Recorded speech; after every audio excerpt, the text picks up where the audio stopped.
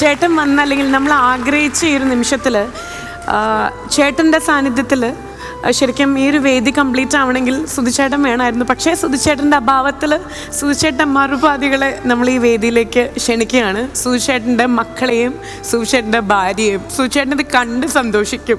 So ഒരു വലിയ കൈഡിയോട് കൂടിയിട്ട് സുധിച്ചേട്ടൻ്റെ ഭാര്യയും മക്കളെയും നമ്മൾ ഈ വേദിയിലേക്ക് ക്ഷണിക്കുകയാണ്.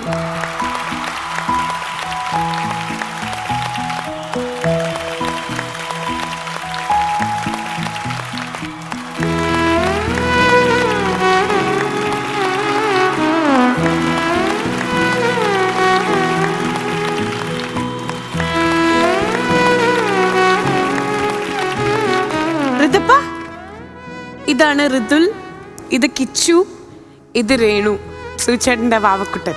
ഇത് എവിടെയാ നിക്കണേ? ഹലോ വയ്യോ എല്ലാവർക്കും. ഹലോ, ഞാൻ ഋതുല, ഋതപ്പനാ വയ്യോ. എല്ലാവർക്കും സുഖാണോ?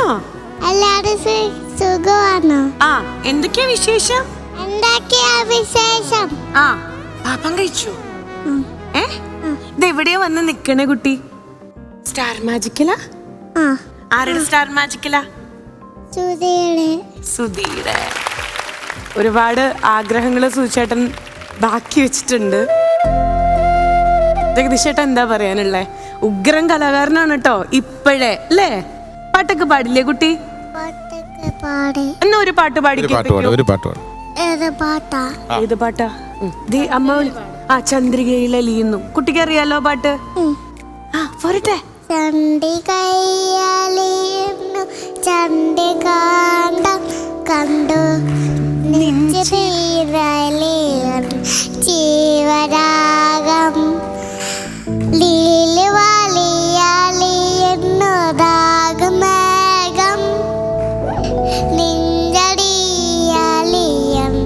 ജീവരാഗം. ഇതെല്ലാം സുധിച്ചേട്ടൻ പഠിപ്പിച്ചു കൊടുത്ത കേട്ടോ. ഒരുപാട് പാട്ടുകളുണ്ട്. പണ്ടത്തെ പാട്ടുകളായിരുന്നു സുധിച്ചേട്ടന് ഇഷ്ടം. അതൊക്കെ ഇവിടെയും പഠിപ്പിച്ചു കൊടുത്തിട്ടുണ്ട്, അല്ലേ രേണു? കുറേ നാളുകൾക്ക് ശേഷമാണ് രേണുവും കിച്ചുവും മിടുക്കനായി വലിയ കുട്ടിയായി. കിച്ചു ഋതപ്പനും വലിയ മോനായി തുടങ്ങി മിടുക്കനായിക്കൊണ്ടിരിക്കുന്നു. പ്രേക്ഷകർക്കപ്പോൾ ഒരുപാട് കാര്യങ്ങൾ അറിയാനുണ്ടായിരിക്കും. ഫ്ലവേഴ്സ് അങ്ങനെ ഇവരുടെ വീട് കാര്യങ്ങളെല്ലാം നേതൃത്വം വഹിച്ചുകൊണ്ടിരിക്കുകയാണ്. ഇപ്പം എന്തൊക്കെയാ ചെയ്യണേ കഴിഞ്ഞ ഈ ഒരു 11 മാസക്കാലമായിട്ട്? സുചേട്ടൻ്റെ സ്റ്റാർ മാജിക്കിലേക്ക് വീണ്ടും എല്ലാവരും കാണാൻ വിളിച്ചത് ഒരുപാട് സന്തോഷം. മിസ് ചെയ്യുന്നുണ്ട് സുചേട്ടൻ ഒത്തിരി. പക്ഷേ എനിക്കങ്ങനെ മിസ് ചെയ്യാൻ പറ്റണില്ല, മരിച്ചെന്ന് എനിക്ക് തോന്നുന്നില്ല. എൻ്റെ കൂടെ എപ്പോഴും ഉള്ള പോലെയാണ്. അനുഭവം ഉള്ളവർക്കറിയാം, നമ്മുടെ കൂടെ എപ്പോഴും കൂടെ ഉള്ള പോലെ തന്നെ തോന്നുന്നു. രേണു എപ്പോഴും മരിച്ചെന്ന് എനിക്ക് തോന്നുന്നില്ല. ഒരു ഗൾഫ് ഷോന് സുധിച്ചേട്ടൻ പോയിരിക്കുകയാണ്. അതെ അതെ, അത്രേ ഉള്ളൂ. അത്ര എനിക്ക് ഫീൽ ചെയ്യുന്നുള്ളൂ. ഏട്ടാ എപ്പോഴും ഉള്ള പോലെ ഇവിടെയൊക്കെ. കിച്ചു, പഠിപ്പൊക്കെ എങ്ങനെ പോണു? നമുക്കൊരു വാക്ക് തന്നിട്ടുണ്ടായിരുന്നു. ചേട്ടൻ പഠിക്കുന്നുണ്ടോ? എന്തൊക്കെയാ വിശേഷങ്ങള്? കോഴ്സൊക്കെ എങ്ങനെ പോണു? എക്സാം നടന്നുകൊണ്ടിരിക്കുകയായിരുന്നു. അപ്പം അതിൻ്റെ ഇടയിൽ ഇന്ന് ജഗദീഷ് ചേട്ടനും കൂടെ ഈ ഒരു വേദിയിൽ വന്നപ്പം സുധിച്ചേട്ടൻ്റെ ആ ഒരു പ്രസൻസ് നമ്മളിതാ ഇവരിലൂടെ കൊണ്ടുവന്നിരിക്കുകയാണ്. നമ്മുടെ വീട് പണിയും കാര്യങ്ങളൊക്കെ എന്തായി? ഒരുപാട് പ്രേക്ഷകർ ഈവൻ ഞങ്ങളെ വരെ കാണുമ്പോൾ, പുറത്ത് വെച്ച് കാണുമ്പോഴൊക്കെ ചോദിക്കാറുണ്ട് നമ്മുടെ സുധിച്ചേട്ടൻ്റെ ഫാമിലിയുടെ വീട് പണി എന്തായി. അപ്പം അത് നമ്മൾ പറയുന്നതിനേക്കാൾ ഇവർ തന്നെ നേരിട്ട് നിങ്ങളോട് പറയുമായിരിക്കും നല്ലത്. വീട് പണി ഓൾമോസ്റ്റ് കഴിയാറായി. നന്നായിട്ട് തന്നെ നടക്കുന്നു പണി. ഓണം ആകുമ്പോൾ എനിക്ക് തോന്നുന്ന കയർത്താമസമൊക്കെ ആവുന്ന അവർ പറഞ്ഞേക്കുന്ന അറിയിച്ചേക്കുന്നത്. സുചേട്ടൻ്റെ വീട്, ഞങ്ങളുടെ വീടല്ല, സുചേട്ടൻ്റെ വീട്. പിന്നെ ജോലിയും കാര്യങ്ങളൊക്കെ ആയോ? രേണു ഇപ്പം എന്താ ചെയ്യണേ? ഞാനിപ്പോൾ പഠിത്തം കഴിഞ്ഞായിരുന്നു, DCA പഠിക്കുമായിരുന്നു. അത് കഴിഞ്ഞ് കമ്പ്യൂട്ടർ ആപ്ലിക്കേഷൻ അത് കഴിഞ്ഞായിരുന്നു. ജോലിക്ക് വേണ്ടി നോക്കിക്കൊണ്ടിരിക്കുകയാണ്. ശരി. ഭാവിയിലെ ആനിമേറ്റർ ഇവിടെ ഉണ്ട്. ആനിമേഷനാണ് നമ്മുടെ കിച്ചുവിൻ്റെ സ്വപ്നം.